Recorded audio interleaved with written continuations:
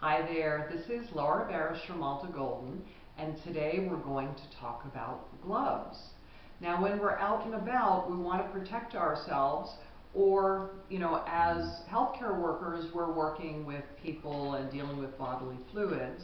But I wanted to share with you the safe way to remove gloves, because if you're using these when you're out and about, say you've gone to the grocery store and you're handling a cart and you're handling things that other people have touched, you want to make sure that as soon as you leave that location that you're taking off the gloves in a safe manner and throwing them away. Like the face masks, gloves are a one-time use. So the safest way to take them off is to pull it off.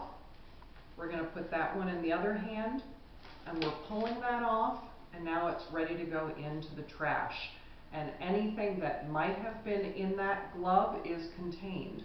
Then take your hand sanitizer if you're out and about and you don't have access to a bathroom, and give yourself a really good hand sanitize.